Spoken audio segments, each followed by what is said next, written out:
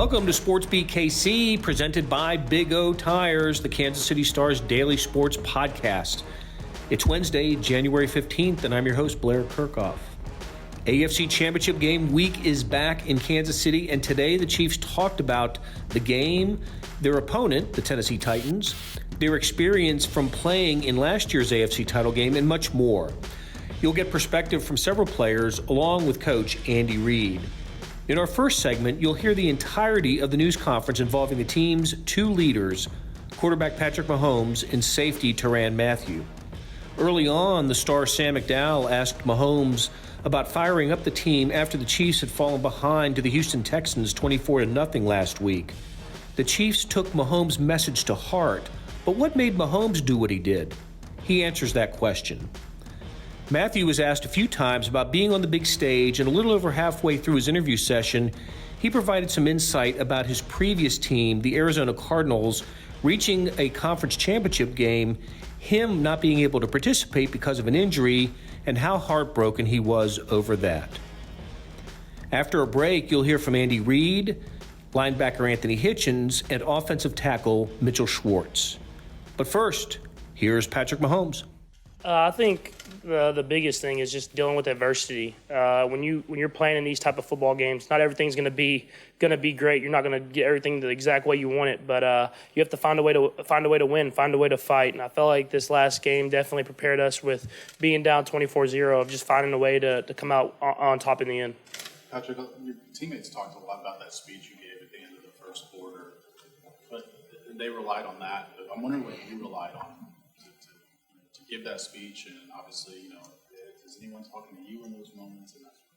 Yeah, I mean, we all kind of communicate with each other. I think that's the great thing about this team is that I'm not the only leader on this team. There's leaders all across the board at every single position group, all around the team, offense, defense, and special teams. But what I rely on is just going out there and competing. No matter what the score is, winning or losing, I'm going to give my best effort on every single play. That's how I've been. That's how I was raised, and that's how this team kind of flows. What prompted you to feel like you needed to give that speech? I just wanted to make sure everybody was still in the right mindset. With everything that had happened at the beginning of the game, I still felt like we were doing good things. We just weren't executing at a high enough level. So I just wanted to make sure that I kind of went to those guys and let them know that. And I think that just comes with just knowing your teammates, knowing how the game's going, and knowing how to get back on it and get back to where you need to be at. Physically, how would you compare how you feel right now versus when you felt against the Titans back in week 2?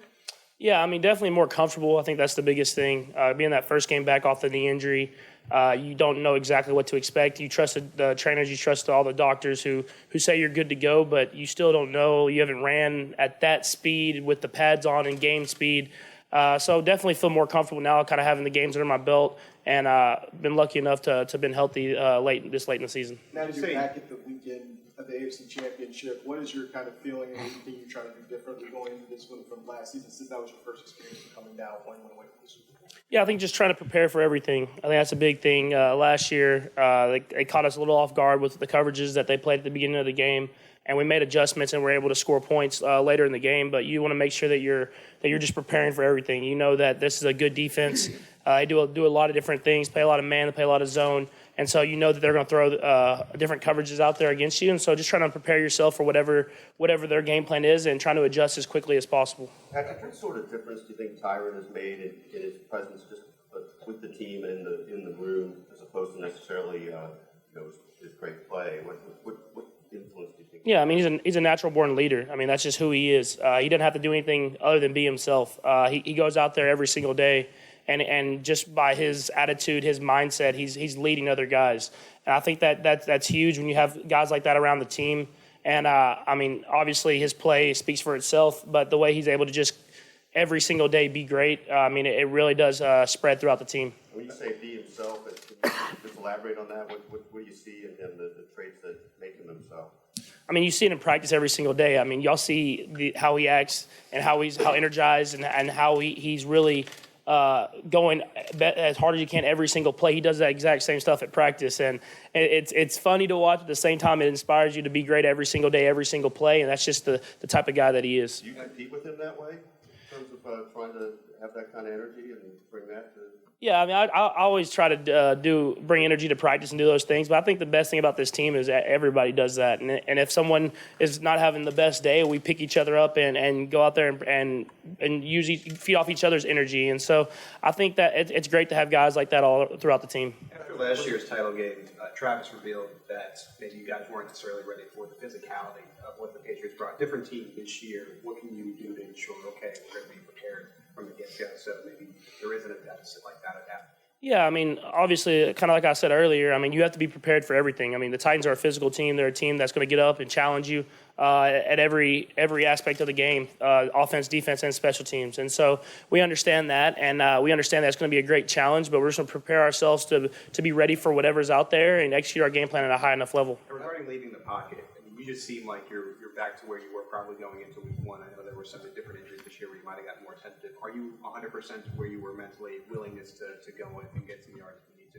Yeah, you have to be. I mean, whenever you're in the playoffs playing against these teams, these defenses that are great defenses, you have to be able to use everything that you can. And that if that calls for me scrambling, I'm going to do that. If it calls for me sitting in the pocket and making the throw, I'm going to do that. And I think that's the great thing about football is every game is different. You're going to have different things you can do one game you can't do another game. And so last week it called for me to scramble, and now this week we'll see what it takes to win. Patrick, this is the last couple of weeks ago that, one of the things that you really worked on was maybe not going for the home run all the time, that there's something else you can take.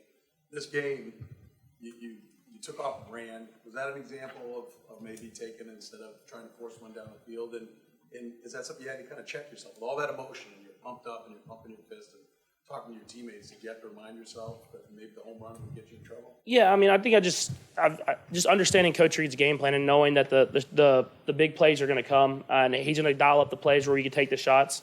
I think that having that experience more and more games that I really understand that more now and know that I'll obviously want to go for the big shot with all the speed and playmakers we have on the field, but just let it come to you and not try to force it.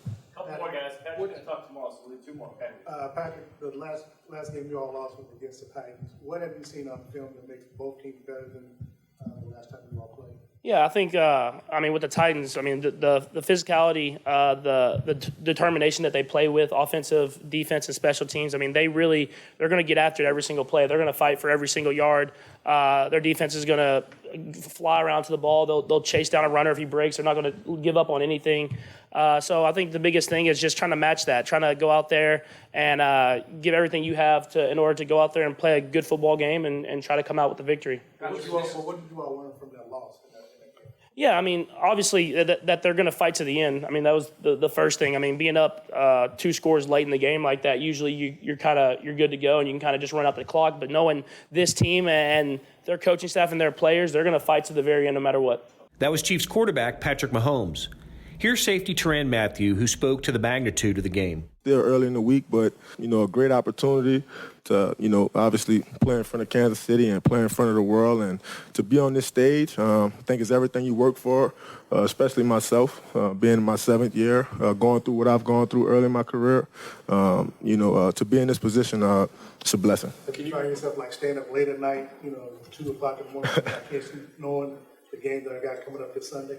Probably not 2 o'clock, but I'm up late at night right before I go to bed. I'm visualizing plays that need to be made. I'm thinking about what do the Titans like to do? What's their favorite route concepts? So I'm visualizing myself Sunday. Being a guy that can help my team. I want to talk to you about tackling a lot of different people.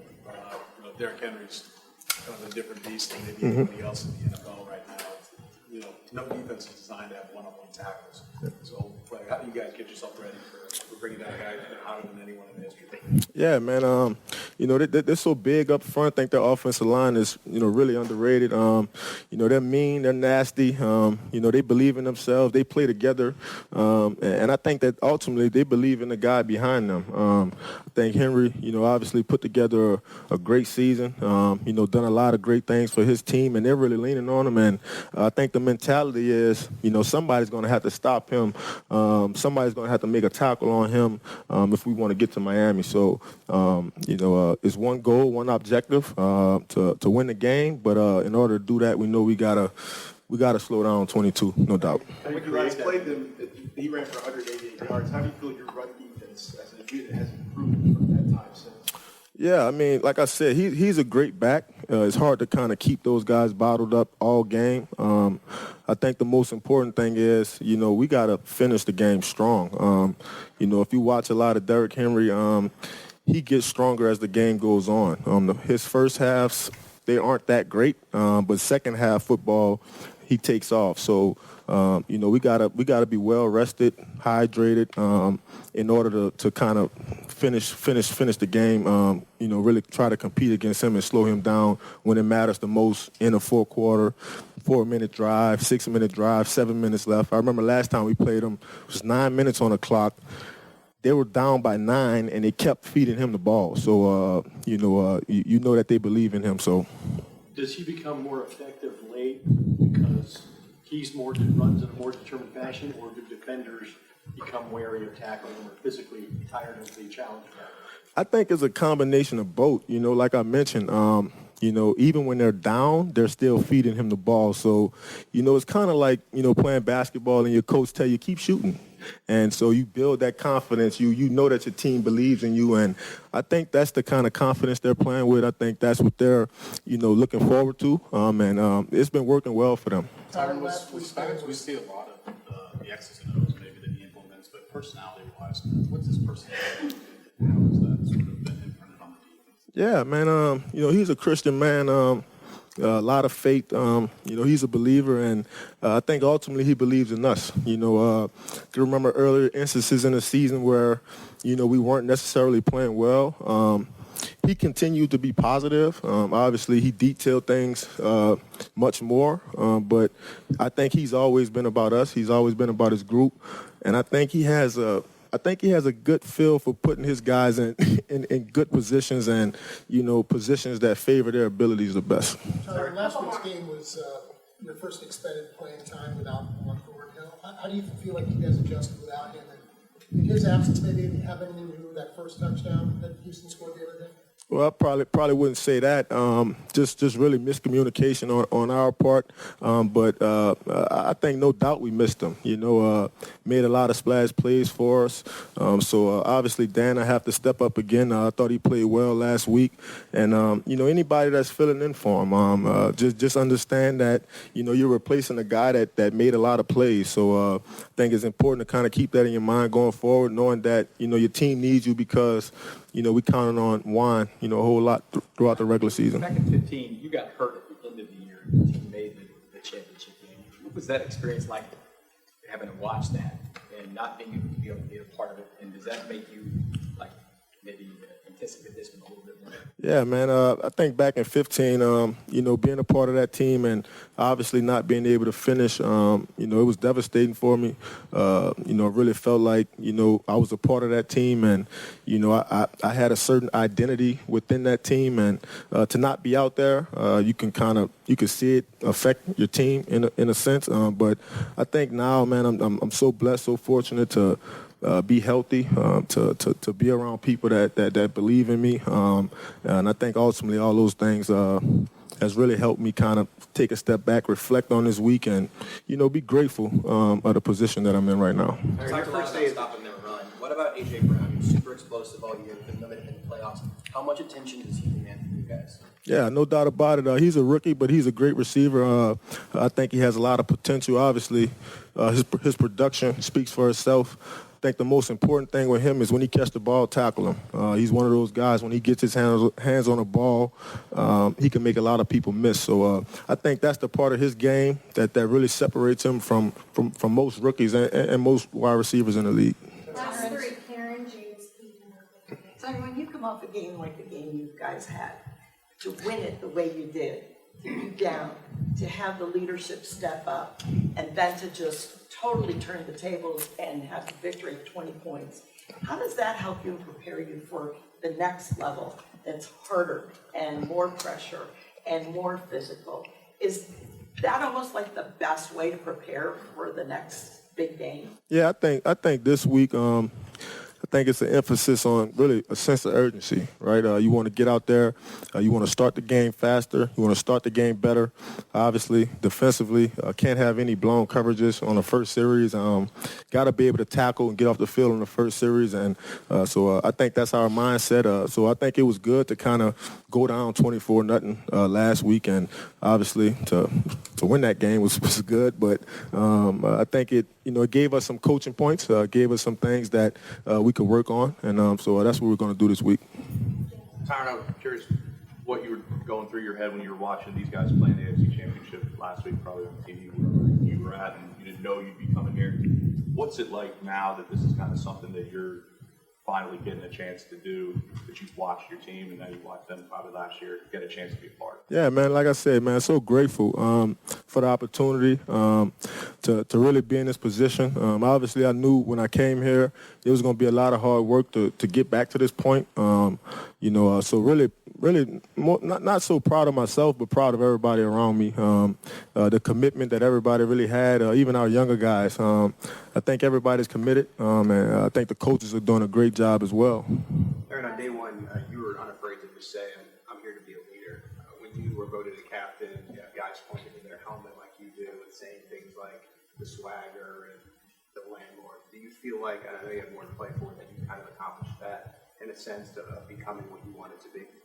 Yeah, and I think ultimately, my job isn't done, and I think being a leader, being a guy who has, big picture goals, I understand that, in order to really accomplish something, you gotta finish it. So I think that's my mindset to never really get caught up on, being an all-pro or being a leader or being a landlord. Obviously, it's good to kind of have those feelings and emotions, but I think ultimately, my only job here is to finish the job. If your steering wheel has more traction than your actual tires, that's a big O no. Thankfully, for all your car's big O no's, there's always a big O yes. Now through February 2nd, buy 3, get 1 free on select sets of 4 Aspen Touring AS or Mesa AP2 brand tires with paid installation purchase. Big O Tires, the team you trust. Disposal fees extra and up to 10% shop fee based on non-discounted regular retail price not to exceed $35 where permitted. See store for pricing. Eligibility may vary. Not valid with other offers. At participating locations, no cash value. Hey, it's Blair. Hey, we have a special subscription offer for SportsBeat KC listeners, unlimited digital access to the Kansas City Star's award-winning sports coverage. Sign up now for 1 year of Sports Pass for access to all the sports news, features, and columns we have to offer. And it's only $30. That's a 40% savings off our regular rate. For your convenience, your subscription will automatically renew after the initial term at $50 unless you tell us to cancel. A lot of subscription services won't tell you that. They'll just sneak it on there. We just told you. Your subscription helps support the sports coverage of kansascity.com and the Kansas City Star. Please visit kansascity.com/SportsBeatKC offer to get this special offer. And as always, thanks for listening. Andy, how valuable was your experience in these games, and how have you tried to take advantage of it? Well, that's a good question. I mean, I have done a few of these, and we try to keep it as normal as we possibly can as far as the schedule goes for the players, so they can get their work done and stay within the routine of how they get themselves prepared. Likewise with the coaches, as best you can without having to travel up to do press conferences and that. So I try to stick to that, but I've done that majority of the time. I understand. I've been there. I understand how fast the game is. I mean, I can tell you that from experience, and the magnitude of it obviously is every time you take a step up in the playoffs. It's obviously still single elimination, but the magnitude's bigger, I guess you'd say. How do you anticipate? How much do you anticipate Travis Kelce? Yeah, he'll do some work. Yeah, he'll work. Full load? Yeah, well, I mean, today's a little bit lighter day, so see, feels better this week than he did last week, so that's a good thing. But we'll see. We'll give him the stuff he needs done and get that work in. Nobody do what they ask, but your team's 1-8 record against Titans. Is there a common thread through that? There's some crazy games and some really strange bounces in those games. Yeah, they're all different. Heck of a record, though, isn't it? Not very good. I mean, Ted was telling me about it. I normally don't keep track of those things, but Ted reminded me before I got in here that you guys would ask. So I got to do better on my end. My players, they've won more games than I have against them. Some of these guys. So I'm just going to bank on them. Andy, you mentioned the other day seeing parallels between with Patrick's influences on the team and the offense and Tyrann's influence too. I wonder if you might be able to elaborate on that. What are the common denominators they bring both the room and the sides of the ball? Yeah, they're very similar personalities, different backgrounds and all that. I mean, they're different people. So, but their ability to lead men, I think, is common. They've got an easy way about them where they can analyze a situation and come to the players with clarity on it. Good communication skills, and I think both of them love to play. I always joke the Badger that we just kind of unlock the cage and he makes all these funny noises, comes out and plays his tail off. But he's a tremendous communicator and loves the game. And like Patrick, he studies like crazy to make sure he gets everything down. And then he's got those instincts. So they're very similar in those areas. Did you say something about both of them that they, in their first years of really playing with a team, that they can play such a prominent role in terms of their voices? Right away, they're respected. Yeah, there are different levels in their career, age by age and years. But I think that common denominator is that leadership and feeling comfortable in their own skin. So they're not afraid to step out. They don't worry about what anybody else thinks or says or does. They know right from wrong, and however they got to that point, they know that, and so they're able to communicate that and make sure that the locker room is right. And we have other guys too that are good leaders too in there, so that's very helpful. That was Chiefs head coach Andy Reid. Here's linebacker Anthony Hitchens on the Chiefs' defensive priority number one, stopping Titans running back Derrick Henry. Later, you'll hear Hitchens speak to the nonverbal communication he's developed with safety Tyrann Mathieu. Yeah, it's going to take a lot of us, hitting him and tackling him, more than one guy. He's a big guy, strong, physical, all the tools, and that's why he's running, wild right now. So it's going to take, all of us hitting him and wrapping him up and trying to get him down. He seems to carry like 5 people with him and get a few more yards after that. Yeah. Is there a way to keep that from happening? Yeah, you guys just take his legs out. We talked all week to kill the engine, hit him in his thighs and his legs, chop him down. When you tackle him high, he tends to, carry you for about 5 more yards. So hit him low and all legal within the game, but you got to just hit him lower. Anthony, what tells you guys are in better position now to slow him down and play better against that team than you did the last time around? Yeah, our teams grew so much since then. We top defense in the past couple of weeks, our past 6-7 weeks. So, and we've been focusing on the details of our defense. It's very detailed, and one guy miss a assignment or a gap, you can get gashed. Just like we played them last time, we hold him pretty good for 3.5 quarters, and he busted a 70-yard run on us. So, try not to let that happen again and play 4 quarters of great defense, and I think we'll be all right. I mean, there's been this video going around where Travis and Patrick, they're sort of thinking the same. Do you get the sense that basically communication this year, that maybe you and Tyrann have a similar sense now where you can kind of have feel for each other? Oh, yeah, definitely. I could think of a couple plays where there were times in practice where my guy went to the flat real fast. I could just picture this last week, and he actually took my guy, and I stopped mid-play and then took his guy.